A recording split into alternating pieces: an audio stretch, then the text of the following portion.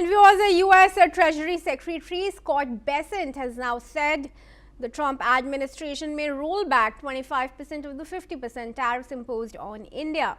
Bessent pointed to a sharp drop in India's purchases of Russian crude oil as the reason the U.S. could ease at least part of the levy.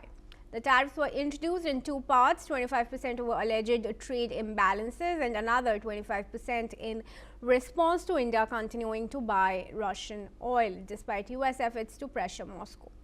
Bessent said that the 25% tariff has been a huge success, noting Indian imports of Russian oil have collapsed. He also added that India, the world's third largest oil importer, has significantly reduced Russian oil purchases, opening the door for a possible recalibration of U.S. trade policy. I welcome now Dr. Jayajit Bhattacharya, economist and policy expert from New Delhi, in this discussion. Dr. Bhattacharya, thanks very much for joining us. Of course, it's a welcome news, but what do you think has triggered it? The statement that has come in as saying that the oil imports from Russia has collapsed. That, of course, is not entirely true. India will continue to purchase oil and gas from wherever it gets it the cheapest from. But what other reasons are there for this reduction of tariff? Of course, we know also after Trump at Davos praised Prime Minister Modi and said a trade deal could be arrived on really soon. I think the US was basically looking for an excuse to get themselves out of a very bad situation that they had got into by putting this tariff against India. It has impacted in the cost of goods going up in US. I'm really not sure whether we should believe in the inflation numbers that were given for the previous year, because whenever we speak to people on the ground, there seems to be very significant inflation. And which is also one of the reasons why we see that the growth numbers in the US seems to be a little unbelievably high, because the real growth is calculated by subtracting the inflation rate from the nominal growth. So if the inflation rate is kept down by whatever technique, the real growth looks pretty good at 4.2%. But I don't believe that that's really what's happening. And with a barrage of adversaries created by the US administration because of their steps taken in relation to Greenland, in relation to Europe, and in relation to India, they seem to have been cornered. So what we are seeing as a global geoeconomic development is that the world is getting fractured between the US economy and the non-US economies. This was what was happening during the Cold War, where it was the Western economies versus the communist economies. Now it's changing into the US economies versus non-US economies, and that really is not good for the US. And India being one of the fastest growing markets in the world, and with EU having their, giving the overtures to India for signing what has been called by the EU president as the mother of all deals, US needs to get their act together and get into the room and have that conversation with India. And clearly, you can't have a conversation if there is very limiting tariffs that have been put onto India, 50% plus kind of tariff, which essentially meant that India just could not do any trade. Yeah. Now, with the change that's happening, if the 25% tariff is removed, one of the impacts that will clearly happen is the strengthening of the rupee. We have seen in the recent past how the rupee got devalued in a very short period of time. With this relief coming in, I believe that the rupee will also become stronger as we move forward. All right. Would you say, Dr. Bhattacharya, that these tariffs is also now, the US has moved to reduce these tariffs if it does, although hasn't yet already, but if it does, is also to have better prospects for Donald Trump ahead of the midterms, because US would indeed want better ties with its allies and have its economy in a good space as Trump will undergo these tests. Yeah, as we all know that in most democracies, people don't vote based on geopolitics, but they vote based on actual economics and the cost of of goods and jobs, and those are the factors which drive them. Yeah. And so, if the U.S. administration is able to close a deal with India much before the midterm elections, which is just looming, and so that they can see the benefit of that deal coming in, and soothing the prices in India in the U.S., only then there is a benefit. I kind of believe that it's a little late in the day to make that change in order to appease their domestic audience, but one never All right. knows what is really the driver. For example, steel, textile, electrical machinery, these are all become much more expensive in US because India has stopped exporting it and because of the tariffs.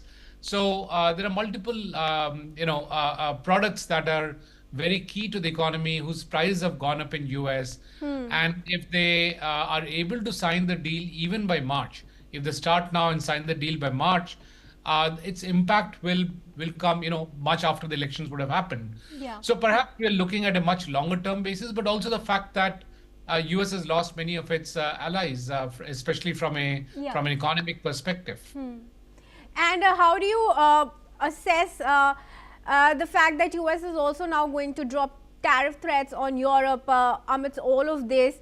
Trump had imposed all these tariffs, on the excuse of trade imbalances, and then to go on with his geopolitical ambitions, whether it was on towards Venezuela or Greenland, and he then or Russia. He went on to impose these tariffs, but the question of the trade imbalances, how has that been really addressed? Because that was the primary reason that Trump had stated for imposing these tariffs. See, primarily and fundamentally, the reason why trade imbalances happen is if one of the economies is weaker, and therefore they do not have enough to offer.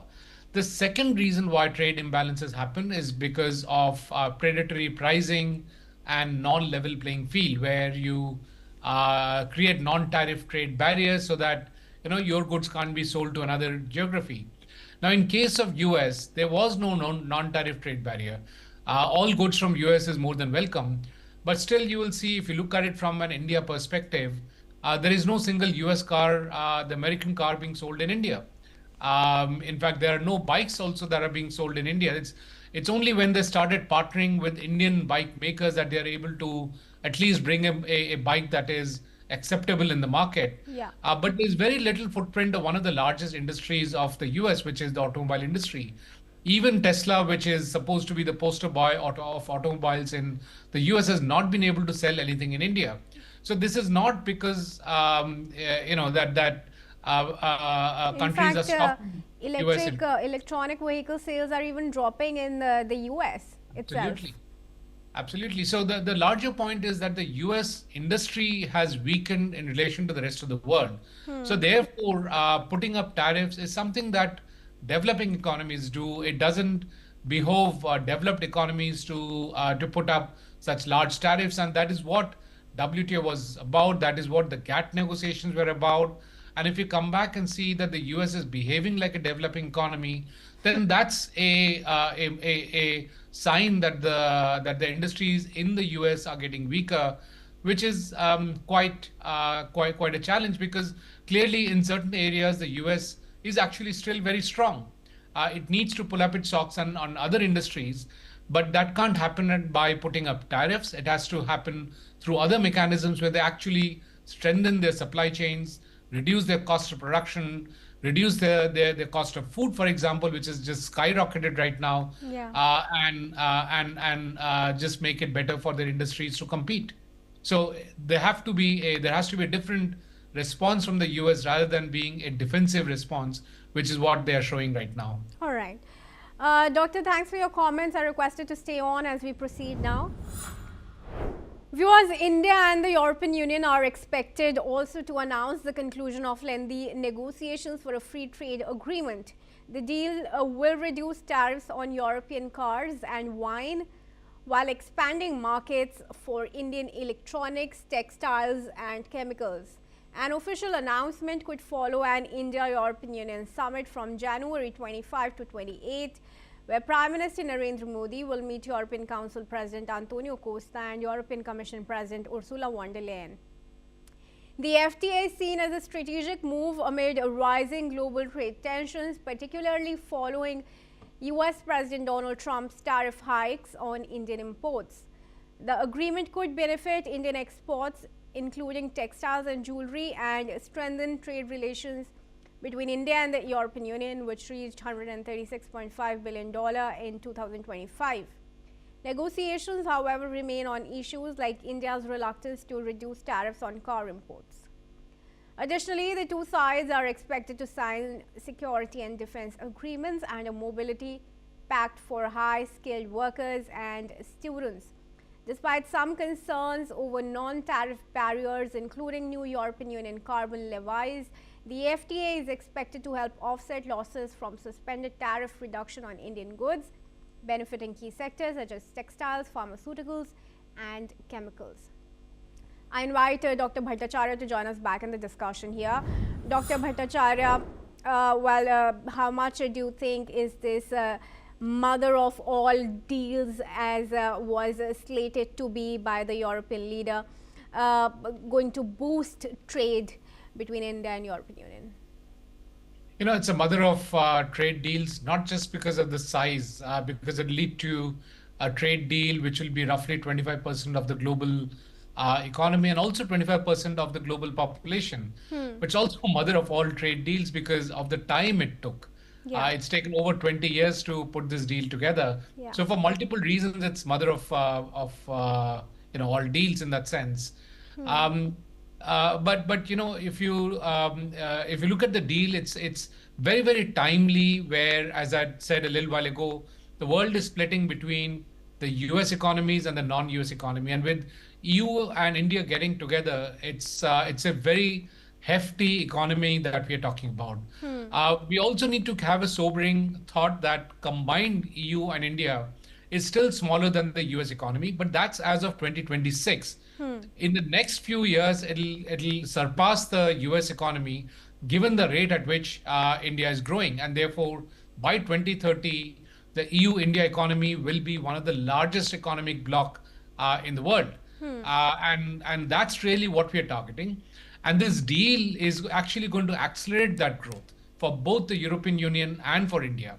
And therefore, this is going to be a very path-breaking deal for both EU, India, as well as the rest of the world, because it'll become a growth engine consuming tremendous amount of raw materials, processed goods, and so on and so forth. The interesting part to note is that both in terms of goods and in terms of services, India has an advantage in terms of having surplus exports to the EU. But through this particular agreement that's coming in, I believe that there will be a larger access of European goods into India. There will also be concerns around Chinese imports coming in through the European Union, especially cars that you had just mentioned a little while ago. The biggest concern around cars is, what about Chinese cars coming in? Also, if the European Union is given a deal on automobiles, Japan, which is a large player in the Indian automobile industry, would also like to have a similar deal. So there will be some domino effects. Another aspect to this deal, which I'm assuming will be there based on what happened with the ECTA deal, is that there will be an investment component to this entire deal, where EU will promise to invest a certain amount of investment into India. In fact, they've already invested about $140 billion by 2023. And therefore, I believe that there will be a larger amount of investment clause that will go into this particular trade agreement based on what happened with ECTA. So it's going to be very, very interesting to see this deal coming through. And if it is what it has been touted to be, it's going to be a game changer for both the European Union and India. Yeah. And in the larger context, how do you peg the India-European Union relations going forward, especially at a time when US has alienated its European allies and India is inviting European Council President Antonio Costa and European Commission President Ursula von der Leyen to as a chief guest for Republic Day? You know, forever India and Europe has had a very good relationship.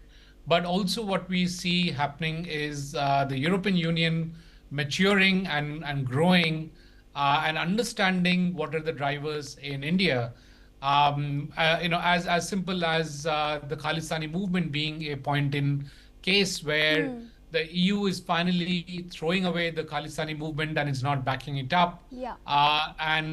Those are signs of maturing of the European Union. There is no more sermonizing happening. Wherever it's happening, that's getting corrected very, very quickly. We saw what happened in terms of the conversation on what India's ranking in AI is, and the IMF had to step in, and IMF is backed by the European Union or the European powers in that sense.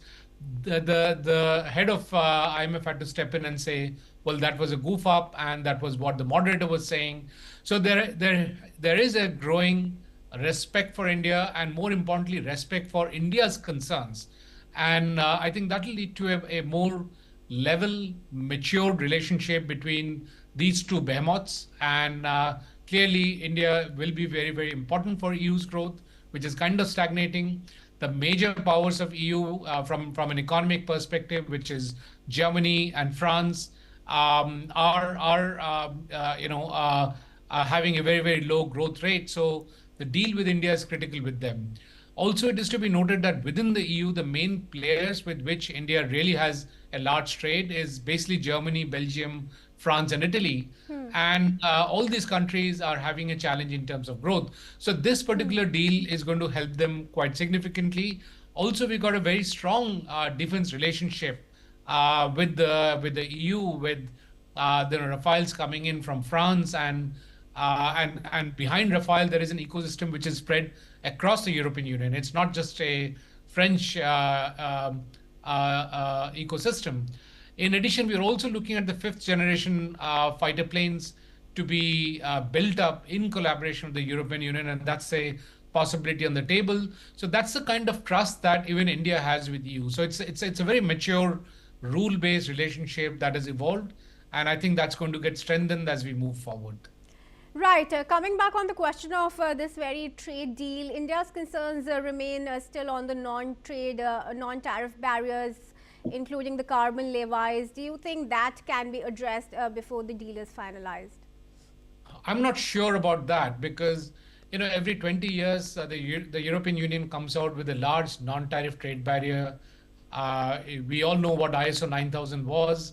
Once ISO 9000 was crossed and all the Asian companies got their ISO 9000 certification by paying to this Dutch company, in the 20 years later, TRIPS came in. Once we got over the TRIPS shock, then there are other roadblocks came in, and now there is CBAM, which is being floated as another non-tariff trade barrier.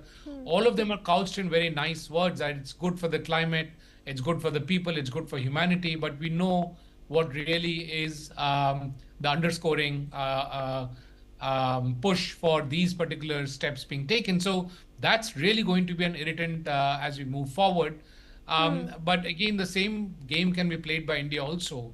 So the two can tango in that sense. So Yeah. I hope there is some sense and some exceptions carved out in this particular agreement where non-trade issues are not brought in. For example, human rights and climate-related carbon trade issues and so on and so forth. Those are not brought into this trade agreement. It stays as a purely trade agreement. Right. Dr. Bhattacharya, thanks then very much for joining us for these discussions. And now moving ahead, viewers, Ukrainian President Zelensky has stated that the Russian strike on Ukraine's energy proves that there must be no delays in air defense supplies to Kyiv, and that the agreements made with US President Donald Trump at Davos must be fully implemented immediately. The mayor of Kyiv has stated that nearly 6,000 buildings in Ukraine's capital were left without heat after the latest Russian attack. Meanwhile, Ukraine's Air Force has said that the country was attacked with 375 drones, 21 missiles. Meanwhile, following the recent strikes, Ukraine's foreign minister has stated that the Russian President Putin cynically ordered massive missile strike on Ukraine while the delegations from the two countries are meeting in Abu Dhabi. Dr. Gilbert, a doctoral Russian affairs expert from Brussels, joins us in this discussion here. Doctor, thanks very much for joining us. Ukraine, of course, now urgently seeking the implementation of the guarantees the US has extended and the European Union have extended it. But how long before that really happens? It's impossible to say, but I think we are witnessing a big change in the nature of negotiations between Ukraine and Russia that are being brokered by Washington. And this is according to the latest information on what is being discussed in Abu Dhabi today. And I have in mind the change from a typical foreign affairs approach that is dominated by legal professionals, in that case of the United States, to an approach that is dominated by real estate brokers. A lot has been said about Mr. Trump bringing to government his experience, professional experience in real estate. And I think finally we're seeing concretely in the case of the Ukraine war, an application of that experience, a wholly different pragmatic as opposed to ideological or law-based approach. And what I mean is the latest information is that Ukraine is being offered the equivalent of $800 billion in investments if it agrees to give up its claims or its ownership of the Donbass. And that is a game changer. So it's impossible to say what Mr. Zelensky will agree to, what will happen if he agrees to him personally. Will he be strung up from the nearest lamppost, or will he go to a referendum and then quietly leave the country? There's a lot of imponderables, and I don't want to get involved in wild speculation. But we are witnessing something that is not speculation. It is fact-driven, that the approach that the Americans have introduced is similar to what they were doing in Greenland. We have a problem, let's resolve it with money. We'll buy your territory. So that is what is now on the table in Abu Dhabi. Doctor, how do you assess the fact that even though Russia and Ukraine are meeting for the first time on the same table in Abu Dhabi, the leadership that's holding this talk is only of generals, and there are no really political leaders except for, of course, US envoys that are there. Without the presence of political leadership in this peace dialogue at Abu Dhabi, can there any real progress be seen? Well, yes, there can be progress. And I'm not sure that we are correct in saying that there are no political leaders present, insofar as the American envoys are in fact political leaders to the extent that they represent Donald Trump. No, when you say it's the first time that the three parties are getting together, yes, the United States was the absent party. The Russians and the Ukrainians have gotten together directly over the last couple of years, a number of times, to resolve issues primarily of a technical nature, how to organize the repatriation of the bodies of fallen Ukrainian soldiers, or how to organize the liberation from detention, from prisoner of war detention of soldiers under the age of 25. These were concrete achievements that were made by the two sides directly. The presence of the United States at the table is an innovation which has a different sense from what one might think. The United States has been playing subtle diplomacy, not just at big distances, but also in the same building in prior negotiations. I have in mind the March 2025 negotiations, which successfully resulted in a maritime truce that enabled Ukraine to export grain. That was negotiated by Mr. Witkoff, going back and forth between rooms of the two delegations and imposing the view that he had negotiated with the Russians, imposing that on the Ukrainians. It was successful. We'll see what happens now. But I don't think that is the absence of the big political leaders, which I think what you have in mind, the fact that Putin, Zelensky, and Trump are not in the same room. Well, the negotiations are too early in the stage for that to happen. Ordinarily, that happens at the signing ceremony when a treaty has been reached and all sides have agreed. We're quite far from that. But there may be political. around the buffer zone, which has been discussed, a 60-kilometer buffer zone separating Ukrainian and Russian forces. And these talks have their own importance. But what we really want to hear about is the discussion of the big picture, which, as you correctly are saying, would bring in the political actors. And there may be something going on the side, in particular with respect to this idea of a buyout of Ukraine by giving them $800 billion in rebuilding money. Right, Dr. Doctorow, I'd leave it at that. Thanks very much for joining us for this discussion. And now moving ahead, viewers, U.S. District Judge Matthew Kennelly blocks a Trump administration's move to end temporary protected status for Myanmar nationals, extending deportation protections for about 4,000 citizens. Justice Matthew Kennelly has also issued the ruling in Chicago, citing a lack of genuine basis for the decision. Meanwhile, a hearing has been scheduled for February 6 amid ongoing legal challenges. Furthermore, rights groups have criticized the Trump administration's approach, especially as Myanmar remains in turmoil following the 2021 military coup. However, the administration has not yet responded to the judge's order.